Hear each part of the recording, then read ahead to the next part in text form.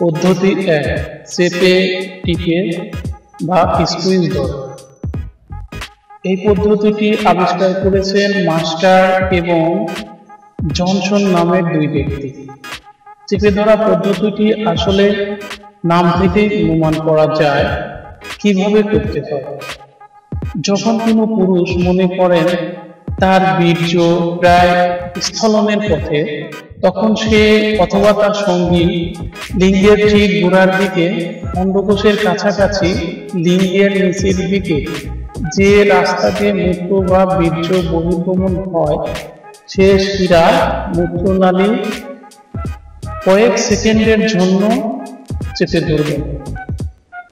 লিঙ্গের পাশ থেকে 2 আঙুল দিয়ে ক্লিপের মতো আটকে ধরতে হবে।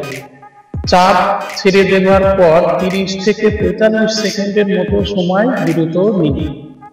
এই সময় লিঙ্গ সঞ্চালন বা কোনো প্রকার যৌন কার্যক্রম করা থেকে বিরত থাকুন। এই পদ্ধতির ফলে হয়তো পুরুষ কিছুক্ষণের জন্য লিঙ্গের দৃঢ়তা হারাবেন, কিন্তু 45 সেকেন্ড পুনরায় কার্যক্রম চালু করলে লিঙ্গ আবার আগের মতো দৃঢ়তা ফিরে পাবে।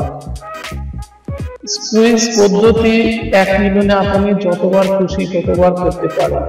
মনে রাখবেন, সব পদ্ধতির কার্যকারিতা অভ্যাস বা প্র্যাকটিসের উপর নির্ভর করে, তাই প্রথমবারে ফল পাওয়ার চিন্তা বোকামি হবে। নাম্বার 2, পদ্ধতি 2, সংকোচন টেনশন। এই পদ্ধতি সম্পর্কে বলার আগে আমি আপনাদের কিছু বেসিক ধারণা দেব। আমরা প্রস্রাব করার সময় প্রস্রাব পুরোপুরি নিঃসরণের জন্য অন্ডকোষের নিচ থেকে পাইপট পর্যন্ত অঞ্চলে যে এক প্রকার পিছনে দিয়ে পুনরায় তলকোষ দিয়ে চাপ দেয়, এখানে বর্ণিত সংকোচন বা টেনশন পদ্ধতি অনেকটা সেরকম। তবে পার্থক্য হলো এখানে আমরা খিঁচুনি প্রয়োগ করব, চাপ নেব। এবার মূল বর্ণনা। মিলনকালে যখন অনুমান করবেন বীর্য স্খলনের পথে, তখন আপনার সকল যৌন কার্যক্রম বন্ধ রেখে অন্ডকোষের তলা থেকে পাইপট পর্যন্ত অঞ্চল কয়েক সেকেন্ডের জন্য প্রচন্ড শক্তিতে খিঁচে দেবেন। এবার ছেড়ে দিন, পুনরায় কয়েক সেকেন্ডের জন্য খিঁচে নেবেন। এভাবে 2-1 বার করার পর যখন দেখবেন বীর্য স্খলনের চাপ অনুভব চলে গেছে, তখন পুনরায় আপনার যৌন কর্ম শুরু করবে।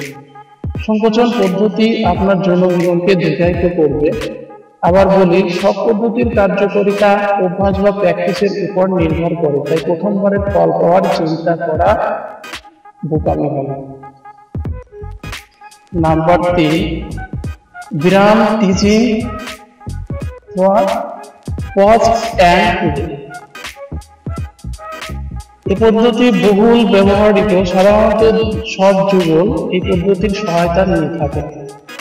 এই পদ্ধতিতে মিলনকালে বীর্য স্খলনের অবস্থানে পৌঁছাইলে লিঙ্গকে বাহির করে ফেলুন, অথবা ভিতরে থাকলেও কার্যকলাপে বিরাম দিন। এ সময় আপনি আপনাকে অন্যমনস্ক রাখতে পারেন, অর্থাৎ সুখ অনুভূতি থেকে মনকে ঘুরিয়ে নিন।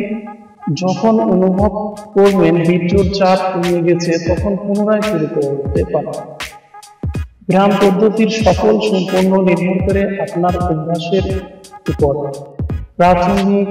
প্রথম দিকে এই পদ্ধতির সফলতা না পাওয়া গেলেও যারা যৌন কার্যে নিয়মিত, তারা এই পদ্ধতির গুণাগুণ জানেন। মনে রাখবেন, সব পদ্ধতির কার্যকারিতা অভ্যাস বা প্র্যাকটিস এর উপর নির্ভর করে, তাই প্রথমবারেই ফল পাওয়ার চিন্তা করবেন না।